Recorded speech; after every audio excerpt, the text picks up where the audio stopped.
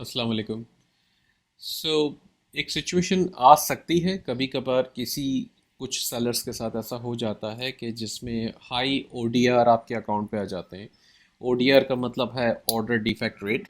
Order defect rate जो है वो तीन वजूहात की बिना पे आ सकता है। एक तो नेगेटिव फीडबैक हो गया, ए टू जी गारंटी क्लेम हो गया, और चार्ज बैक हो गया।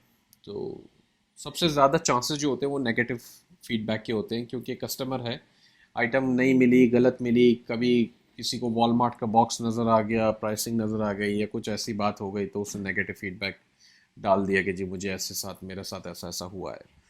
अब काफ़ी सिचुएशंस हमने डिस्कस की हैं, उसके अंदर हमने डिस्कस किया है कि बायर को कैसे मनाया जाए कि वो फीडबैक वापस ले ले, अपना रिवाइज कर ले। तो ऐसा भी मुमकिन है, वो कोशिशें भी हम करते हैं।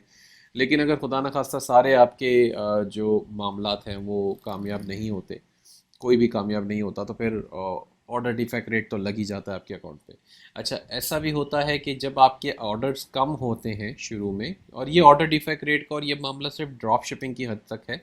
अगर आप सिर्फ होलसेल एफपीए कर रहे हैं तो आपको इसके लिए परेशान होने की ज़रूरत नहीं है। इनफैक्ट आप ये वीडियो स्किप भी कर सकते हैं अगर आपका ड्रॉप शिपिंग में काम करने का इरादा नहीं है तो ऐसी सिचुएशन होती है कि जब आपके पास ऑर्डर्स कम होते हैं, लेट्स से आपके पास 100 ऑर्डर्स टोटल आए हैं अभी पिछले 7 या 10 दिनों में, और खुदा न खास्ता उसमें से 5 ऐसे ऑर्डर्स आ गए जिसके ऊपर या तो एक दो के ऊपर ए टू जी क्लेम आ गया, 3 4 के ऊपर जो है वो नेगेटिव फीडबैक आ गया, तो और आपका जो है वो ये ऑलरेडी बड़ा स्पाइक कर जाएगा, 4 5% पे पहुंच जाएगा। वैसे आपकी म्याद जो है वो जो जो लिमिट है वो 1% की है।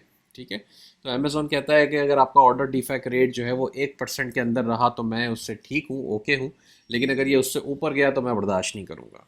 ठीक है, तो अगर ये अगर फॉर एग्जांपल आपके 100 ऑर्डर्स हैं और आपके पास 2 नेगेटिव फीडबैक भी खुदा न खास्ता आ गए हैं, तो अमेज़ॉन आपको वो रेड लाइन लिखी हुई नज़र आना शुरू हो जाएगी कि your account has risk of suspension.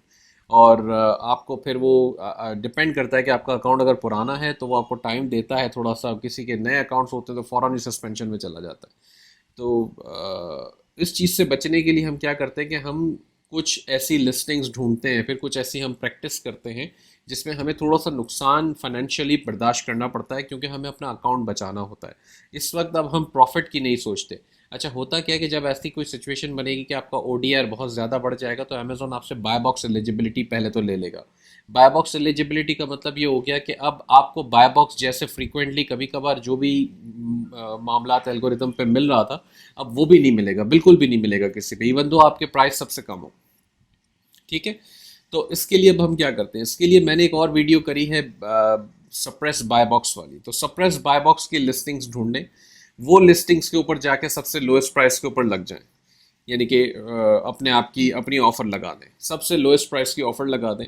इससे ये होगा कि आप, अब वो तो बाय बॉक्स सप्रेस लिस्टिंग है ना, उसमें तो बाय बॉक्स है ही नहीं, तो कस्टमर को तो लाजिम है कि वो अवेलेबल फ्रॉम दिस सेलर के ऊपर क्लिक करे, फिर नेक्स्ट स्क्रीन पे जाए और अवेलेबल फ्रॉम दिस सेलर वाली स्क्रीन से जाके परचेजिंग करे। तो सबसे ऊपर आपका नाम आ रहा होगा क्योंकि आपके सबसे लोएस्ट प्राइस होंगे।